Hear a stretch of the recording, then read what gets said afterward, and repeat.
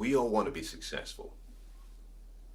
From our relationships, to health, to wealth, to our personal goals, we all want to be successful. And the reason is simply because deep down in each and every one of us, we are engineered for success. Is that there is a deep craving in you and in me to become the best that we can be.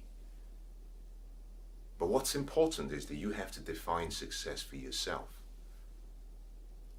You see, success, in my definition, is the joy that comes from the experiences that are unveiled during the progressive or pursuit of a worthy goal or ideal.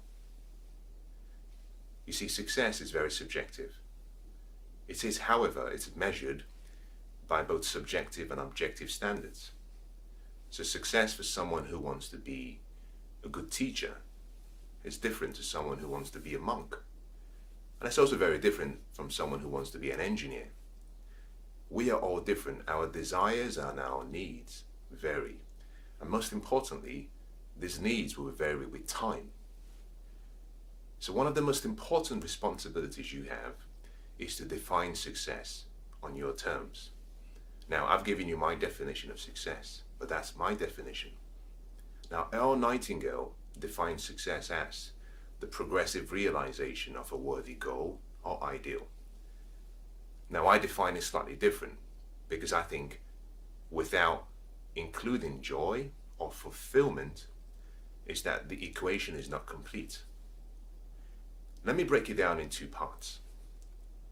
Now, you've got to understand that first of all, that success is both a science and an art. And so defining success just as a science can leave you wanting at the end. In the same way, if you define success as simply as an art, is that you lack the science to achieve success. Now be patient with me because I'm going to go into more detail and explain what I'm just saying. But a good example is the early astronauts that went to the moon, the Apollo 11 project. Neil Armstrong and his team had achieved something that everyone had aspired to achieve.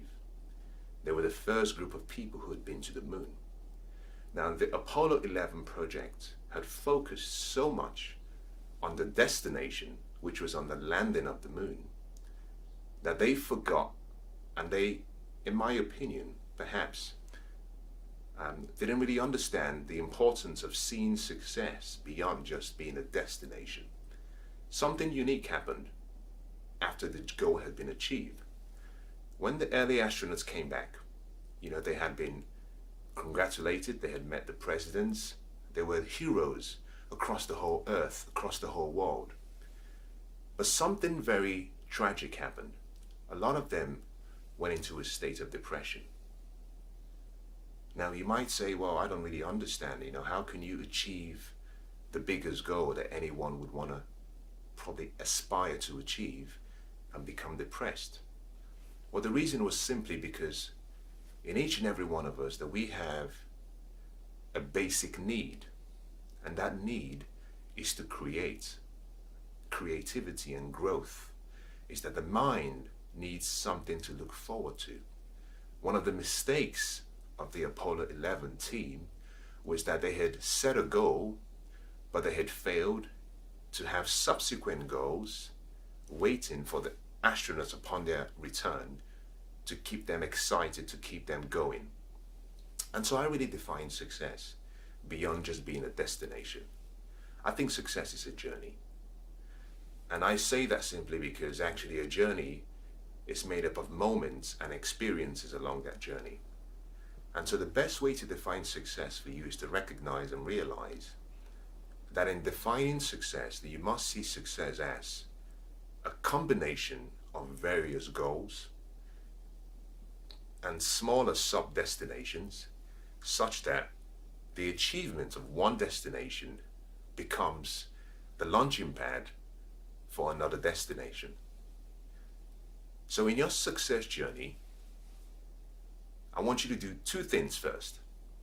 before you begin the race, before you begin the journey, define success for you.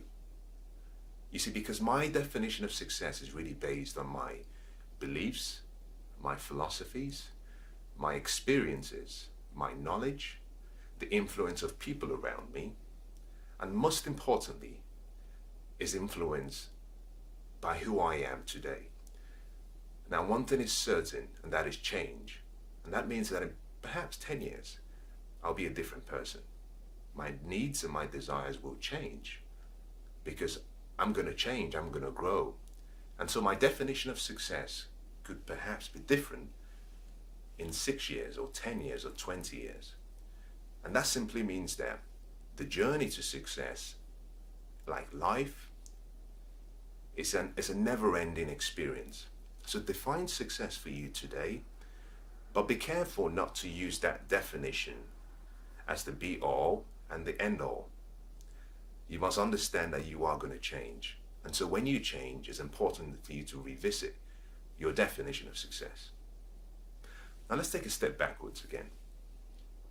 You see, life was designed to operate and function by laws and principles. Now, you might disagree with me on this, and that's okay. But it doesn't change that fact.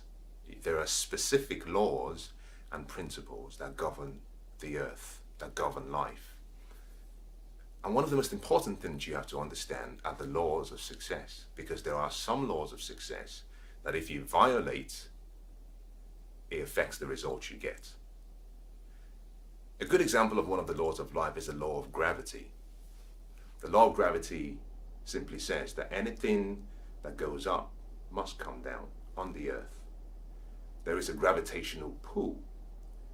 Now, ignorance of the law of gravity doesn't erase the existence of the law.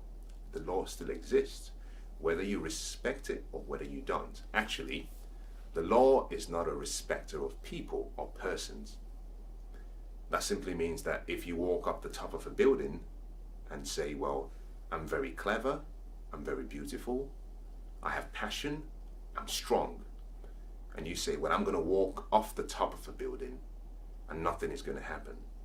Now, gravity simply says I have to do what I have to do because I'm a law. I cannot violate what I am. It has to pull you down. The same principle occurs in success, that there are specific principles and laws that you have to learn, you have to understand. Now, there are very few of them. There are about a handful of them. The fundamental ones are about a handful. And these laws and principles can be applied to any area of life. They can be used in your relationships. They can be used in creating wealth. They can be used in actually creating good health and well-being. They can actually be used in actually having fun. But there are specific principles and laws. Now, why is this important? Now, this simply means that success is predictable, because laws and principles make outcomes predictable. In the same way, the opposite of that statement is that failure is predictable. There are certain things you do that will guarantee a particular outcome. And so one of the most important things you have to try and understand in your success journey is to understand what is the equation, what is the formula for success. And the reason is because if you remove or if you alter the components that make up the formula, the outcome or the results change. Now, this is so important. Now, think about this, for example. If you wanted to make say you wanted to make a dish, you wanted to cook a dish. Now, you have two options, or you have one of many options. The first option is you can simply decide, I'm going to do it myself. I'm going to buy the ingredients. I've never made this before, but I'm going to attempt to make this beautiful dish. Now, that could take you days, weeks, months, and years to come up with a perfect dish. The second option is you can simply say, well, I'm going to look up the recipe and the cooking instructions from a very responsible, recognized, and celebrated chef. and I'm going to just follow his directions and his recommendations. Now, in less than 60 minutes, you could be enjoying that dish. Why and how? Well, if you simply follow his cooking instructions, you have the right ingredients, you follow the sequence for the cooking instructions, at the end, you get the dish. Now, there is no unique mystery to that experience or that event or that scenario. It's just the science. Now, what that simply means is that success can be replicated. Now, I want to talk to you about two words that are very unique and interesting and useful in the success journey. One is the word replicate, and the other is the word duplicate. Now, both words are normally used as synonyms. They're used in exchange for one another, but they're slightly different. The word duplicate comes from the word double, to make again. The word replicate has a Latin part of it, which comes replica. Now, why is it different from the word duplicate?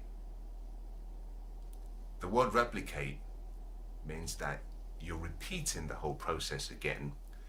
Now, you may not get the same results, but if you repeat the same process, you're guaranteed to get maybe an outcome that is very similar. Now, the word replicability is so important, and actually the word duplicability is very important in the success journey. And it simply says that what someone has achieved, you can achieve if you're willing to follow the directions and replicate the exact steps. And so one of the unique, I would say, unique ideas and concepts in the success journey is that you have to decide for yourself, first of all, what you want. You have to decide for yourself why you want it. Now, the next thing you have to do is you have to take steps to achieve what you want. And to achieve what you want, you have to understand and you have to know who you can learn from. We've had about 7,000 years of recorded history. In the 7,000 years of recorded history, we've had a lot of people who have achieved great success in every area of life. Now, you and I are not going to live long enough to experiment with life. And therefore, one of the useful things you can do is simply find someone who has achieved success in an area that you're aspiring to achieve and simply model what they've done. Now, this process is very simple and very easy. The process of modeling is the process of replicating what they've done. And there are three parts to the whole process. The first is actually the beliefs, the philosophies, and the ideas. Is that successful people think in a different way because their thoughts are based on a different set of beliefs and ideas and philosophies. And so success really starts by changing the way you think. The next part of it is through activity. Is that successful people do things in different ways, which means one of the things you have to learn is how they do things. And I'm going to explain each and every one of those. Now, the final thing is actually that the successful people, they follow a sequence. It's because they think in a different way and they do things in a different way. It means that there is a sequence of how they do things and how they think. They go through a feedback loop system whereby their thoughts influence. Now, I want you to understand this. Their thoughts influence their feelings, but their feelings really come as a result of what they focus on. Now, once their feelings have been influenced by their thoughts, that influences their actions. Their actions if repeated, create what we call habits. Now, successful people have specific habits that make them different, that they do consistently. Now, their habits then affect their character. Their character produces the results and outcomes in their lives.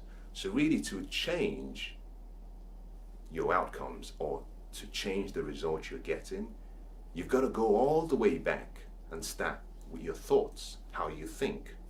Then you move to how you act and what you do, because that then affects the results you get.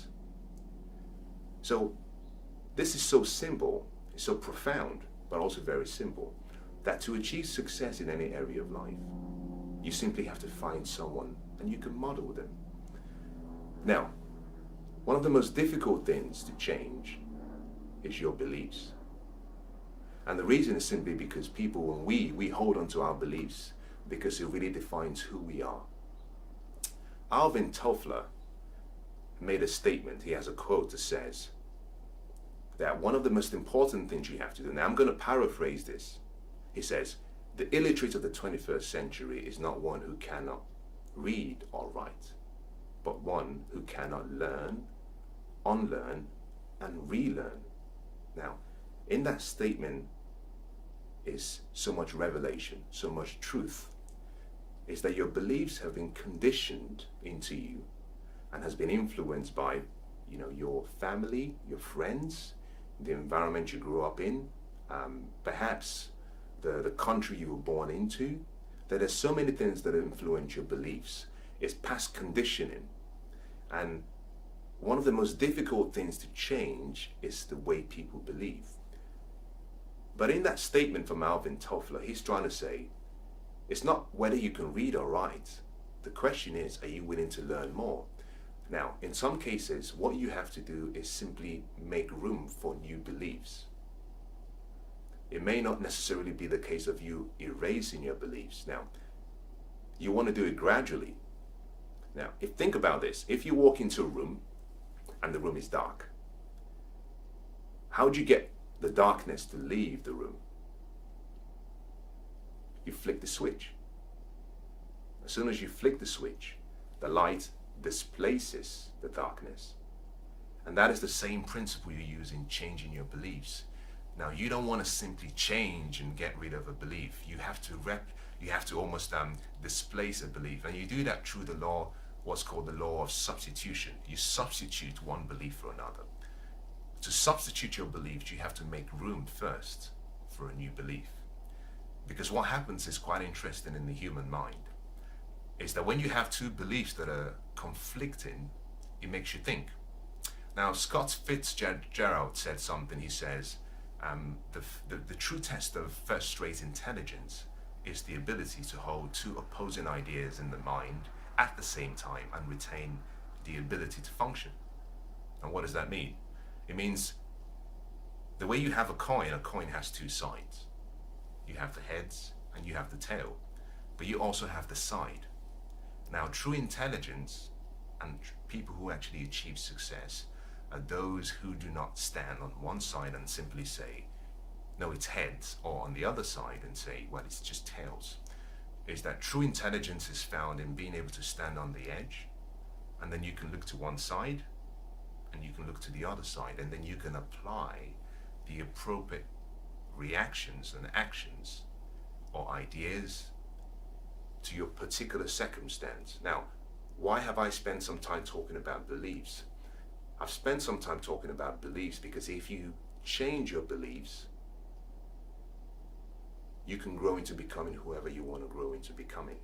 Is that without the foundation being right, when the cycle of the seasons come, if you do not have the strong foundation and the beliefs and the philosophy to support your actions, is that you might fail. Now, the second part is then the actions and the activity. I talked about earlier on how you can follow a recipe by a chef, and if you follow the same recipe and the same directions, you achieve the same results. Now, that is activity. Now, I want you to imagine something, for example. Roger Federer is considered to perhaps be the greatest tennis player who's ever played. Incredible talent. Now, he has a pattern through which he plays tennis. Now, if I was to take an amateur tennis player and I got him to study Roger Federer, Study how he holds the racket. Study how he moves around the court. Study how he hits the ball, back stroke, front stroke. Study his play. Study how he walks around and paces around on the track, on the tennis, in a tennis game. Something unique happens. If the amateur athlete replicates exactly the same activity as Roger Federer, he's going to get the same results. It's a law of life. If he does precisely what the professional player does, exactly, he gets the same results. Now, you might say, well, I don't agree with you. Well, I don't expect you to agree with me on everything. But I want you to think about this. The soil is like a soil. A soil is neutral. Nature is neutral. Nature says, well, I'm blind. I don't really care whether you're black or white, whether you're good looking or not good looking. I don't care about your ethnicity. I don't care about your race. I don't care about your color. I don't care about your family upbringing. I'm neutral. Like a soil, if you put good seed in the soil says, I'm going to give you back a harvest. And I'm going to give you back a harvest in multiple folds. So you can plant good seed or you can plant poison. Now, if you plant poison, the soil doesn't discriminate. It doesn't care. It simply says, whatever you put in me, because I'm good soil, I have to give you back in more folds, in more return, what you've given back to me. And that's the same thing about laws in life and the laws of success. That the laws and the principles of success are blind. They don't really care. So coming back to the story about the professional athlete and the amateur athlete. If the professional athlete executes a number of techniques and the amateur athlete duplicates or replicates exactly what the professional athlete has just done, he's going to get the same results. The difference is if he doesn't have the beliefs, if he doesn't have the philosophy, if he doesn't have the mental toughness, the mental stamina, that when he gets into a game that is tough, he's going to crack. Now, one of the big differences in tennis between the real professionals and the good ones and the average is that when the going gets tough, because the professional players have conditioned themselves and they have particular thinking patterns, even when they're perhaps 2 sets down, inside they have this overwhelming confidence that they're going to turn it around, they're going to find a way. Now, for someone who hasn't conditioned themselves to think and believe in the same way, if you're 2 sets down on a game, it's very easy to say, listen, I don't think I can pull this off. So why is this important? Now, you can replicate the activities and do what other people do. You will get the same results, but you would only get those results in a season. Now, there are seasons of life. You have the winter, you have the summer, you have spring, and you have autumn. What does that mean? It means actually that the activity you apply during winter may need to be refined during the summer. Now, you can't do the same thing. Think about this. During the summer, you wear really light clothes. You wear, clothes that make you feel comfortable. It's going to be very stupid of you to actually wear the same clothes during the winter because the season has changed. So what you have to do is adjust to suit the season. The only way you can adjust across different success seasons is through your beliefs. Now, I've spent some time talking about this, and I've spent this extra time for a reason. And the reason is because until you understand that you have to change the way you think first, before you actually start putting in the activity and then the sequence, you may not be able to achieve long-term sustainable success. Now, the final part is the sequence of doing things. And this is where everyone differs from the next person. Is that you have to have a feedback process. I like something that happened. Colonel Sanders, at the age of, I believe it was at the age of 65 or 64, decided that he had this recipe that he was going to go across the whole United States and he was going to try and sell his recipe. He had a dream. He had a vision of what he wanted to do. And so every time he walked into a restaurant, and said, well, I have this amazing recipe for making chicken. I'm willing to give you this recipe. And what I want back in exchange is I want a percentage of the profit you make every time you sell a chicken based on my recipe or using my recipe. Now, he had 1,009 rejections, 1,009 no's before he finally got his first yes. What was different about Colonel Sanders? What was different was every time he got a rejection, he went back, he took the feedback on board, and then he refined his asking. He went back again and said, well, I have this recipe, and someone else would say no. And he would say, well, do you mind telling me why you think it's not something you're interested in? And they would give him feedback. And then he would take this feedback, and then he would go back, and he would refine his asking again. You see, what he was doing, he was applying a principle called constant, never-ending improvements, continuous improvement. He had this system whereby he was practicing deliberately, and that is what separates the people who achieve long-term success from the average, is that although you can have the belief and you can have activity, is that like life is such that life says there will be times when you apply the same procedure, but the results are not guaranteed. One of the most important things you do in that instance is you've got to take the feedback, go back to the drawing board, and relook at your sequence of events. Now, as we draw to a conclusion, I want to just talk about what I call the science of success. Science of success simply means that you can follow specific guidelines and procedures and you will achieve success. Now, I go into detail in this in a different video I've actually made, so you might want to look that up and see whether it's something that relates to who you are and what your aspirations are. Now, like the laws and the principles of success, they guarantee a promised result. That is simply what the science of success says. But there is another part of it now, and that is the art of success. Now, you have to have both combined. At the start of this, I said that success, in my definition, is the joy that comes from the experiences that are unveiled in the pursuit and the progressive realization of a worthy desire, a dream, or a goal.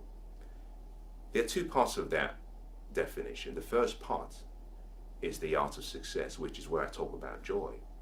Now, when we talk about the art of success, let me just define that. The art of success, I mean in relation to fulfillment. But you have to define that for yourself because we're all different. What fulfills me is going to be different from what fulfills you. Now I'm going to say that again. We're all different. We're unique. We're beautifully and wonderfully made, but we're all different. The way you have the human body has different parts. You have the leg, you have the head, you have the eyes, you have the mouth. Each part of the body has a different function. The same thing happens with us. We're all parts of a bigger body. We're different. What fulfills me is going to be different to what fulfills you. What that simply means is that my definition of success has to be in such a way that at the end of achieving what I want, that I find fulfillment. And fulfillment is simply joy or happiness or peace. Or it could be whatever definition you choose. Remember, it's an art. You get to choose the art form. Now, the second part of my definition is the pursuit and the progressive realization of a goal. And that is the science part of my definition. And that simply means you're pursuing something, that you have an aspiration that you're trying to achieve. So you need both of them. Now, think about this for a second. Is there something that you have actually tried to achieve? You had a goal, you had a dream, you had a desire that you finally, after a period of sacrificing and working hard, you achieved it. But you felt an emptiness within you. Now, I felt that at various parts in my life. And looking back, what I realized was missing was that I didn't have the fulfillment in my equation. Now, at the start, I talked about success as being an equation or formula. And there are parts to the formula. If you take out one part of the formula or one component, the outcome changes. Now, one of the most important components is the art of happiness, is the art of joy and peace. You need that. Now, the second part is actually where you actually get to achieve what you want, which is the science. So each of us has to define success based on what we believe success is. But just make sure that at the end, you don't leave out what's the most important thing. Now, there's a very unique and fascinating story, and I'm going to end with this story. The story is a story from the Bible. It talks about Judas. And Judas was one of the 12 of the disciples. And the account of the story says that Judas betrayed his master for, I believe, 30 pieces of gold. Or silver, I think.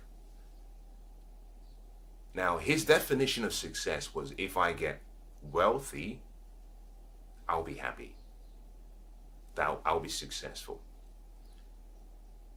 Now, his desire to achieve his dreams and goals led him to betray his master. Eventually, he had the 30 pieces of silver in his hands, but he wasn't happy.